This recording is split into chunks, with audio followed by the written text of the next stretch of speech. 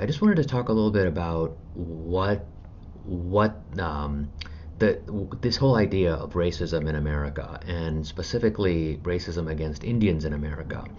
So, having being from India, like I can kind of feel like I have a vested interest in the subject and relate to it.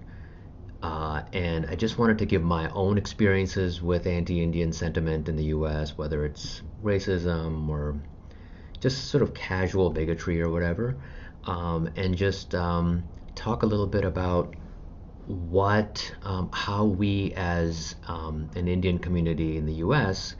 Can coexist in a positive way in American culture. So here's the thing: like, there's always going to be anti-something sentiment in the U.S. It's a melting pot culture. There's people from all over the world here, and if you think back over history over the last 100, 200 years, you'll find instances of anti-Irish and anti-Italian racism here. Of course, like the African Americans have experienced more than their share of racism in this country and still do. So there's always that. The Chinese, you guys remember the Chinese Exclusion Act? I don't remember exactly when that was, but I think it was the late 19th or early 20th century. And I mean, these were very bigoted kind of legislations, and they reflected the sentiment of the time. And of course, Indians are not exempt from that. There's been a lot of, anti-Indian racism in the U.S. over time. My own experience with racism in the U.S. hasn't really been so far really that dramatic.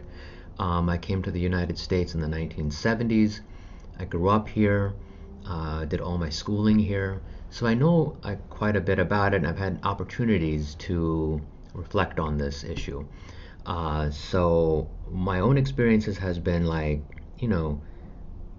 all through like elementary and junior high school. Like I had many, many episodes of racist slurs in my direction at school, and it's shocking for sure. It's like as a child, you don't really know how to react to being called racial slurs. You feel very isolated.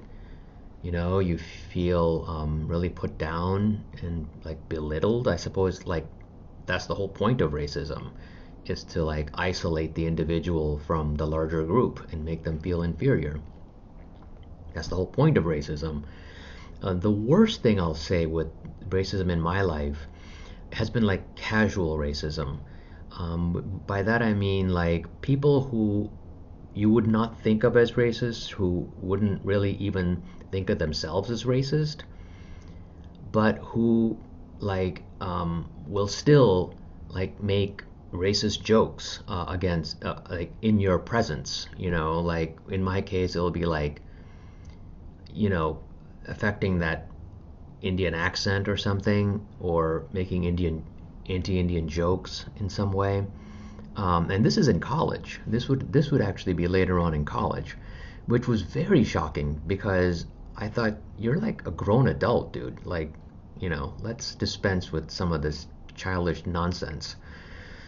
But the thing about racism is that it's ingrained in the DNA or in the identity of the dominant class. It's like they think of it in some cases as harmless, when they call you names.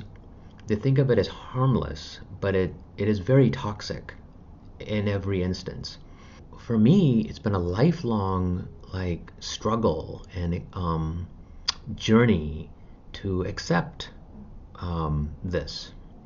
I have to accept that like I'm always gonna be kind of seen as you know the outsider or the minority in the room, and there and I have to make my peace with that. And you have to try to transcend it, rise above it. And how do you rise above it? I suppose you do it by, it's kind of like a calculating thing. You have to make yourself in some way indispensable to the group. You have to make, and I did that because I had talents. Like I was really good at drawing. I was I had skills that other kids in class like valued. You have to, I guess, offer some value or skill or talent that's not in the larger that the larger group either needs or like looks up to. So like that's what I did to survive. It isn't fair. It really makes you work harder than the rest of the group. Um, so there was a lot of that. Like I was just that guy. I was the one who was really good at art, who was really good at writing. Um, so that's what my fallback was. From my vantage, there really isn't this widespread epidemic of like anti-Indian sentiment in the U.S. It's really limited to like the software H-1B scandal. So, like I said, it wasn't unfounded, but I also think it's completely overstated. Like the news made a big deal out of it, especially the Indian news channels on YouTube. As an American citizen, who's also a minority, there isn't really a better place on earth to be a minority, an immigrant, really, than the United States, no matter what you hear about the border or immigration policy or racism. Um, I think that with Indians specifically, maybe over the last 50 or 60 years, like maybe Indians just got too successful very, very quickly. And there's no way of like avoiding, that impression. If you look at the numbers, I think Indians make the median income is higher among Indian families in the U.S. than other minorities, and certainly the white, Hispanic, or black populations. So their success, maybe that has something to do with it. And on top of that, if you're also gaming the system, that'll really cement any kind of prejudice that might come your way.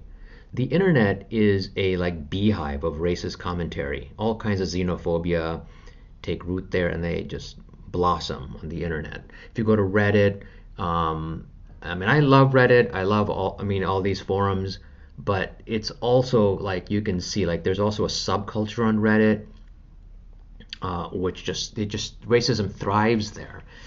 And with like India's a very easy country to criticize. Let's face it.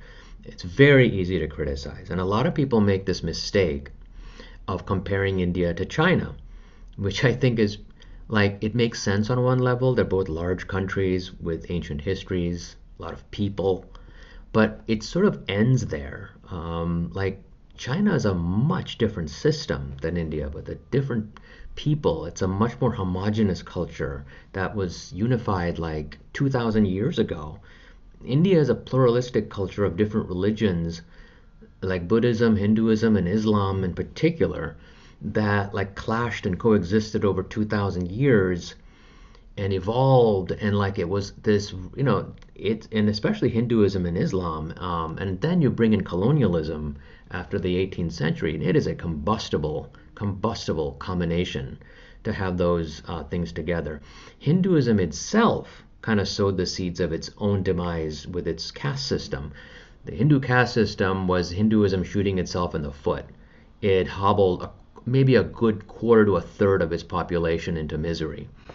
Okay, so let's put that aside. India has a lot of its own faults, a lot of faults, and it's easy to criticize India. Its economy, right now you see in the news, again, in the vlogosphere, that you read about the economy perhaps teetering. Tourism industry is like supposedly collapsing. The stock market is down. It's everywhere. It's in everything. It's very easy to paint like a miserable picture of India and say, well, look at India's failures compared to this shining modern example of China. Completely different countries with different psyches and histories. India is closer to like, let's say, Africa, the Middle East, and parts of Latin America, okay, in terms of its cultural development. It's progressing for sure, but it's doing it its own way. Let's put it that way. It's progressing in its own way. I tell you, like, no other country makes me more exasperated than India. Because for every 3 steps forward, I feel like it takes 2 steps back. Racism, yes, but not quite to the degree that the news makes us think. As immigrants, we have to survive, adapt without compromising who we are. America is a great place because it allows us to really explore our innate talents, and no other country really does that. No other country. Like it's such a dynamic country where any change feels possible. Um, everybody, I mean, on the one hand, everybody in this country is hustling, but that's also a good thing because it gives you the opportunity to make a living doing what you love, and that's not always possible in other cultures and countries. So I thank America for that. It's also made me a more complex person than I would have been had I only lived in India my whole life.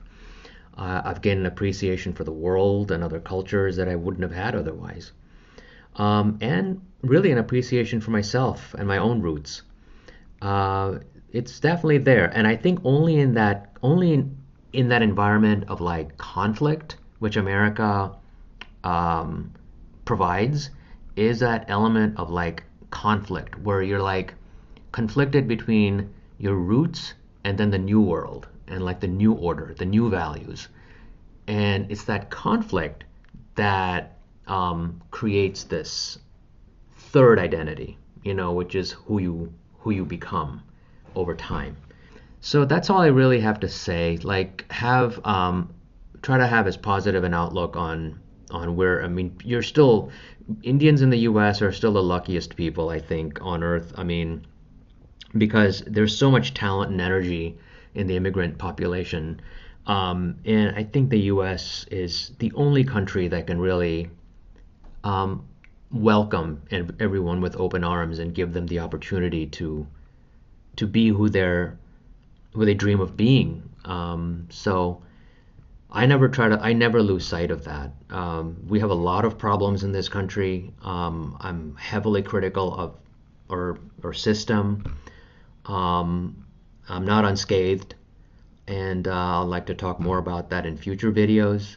I kind of hate where we are as a society, but all things considered, um, it's still the best show on earth, the United States. Okay, bye.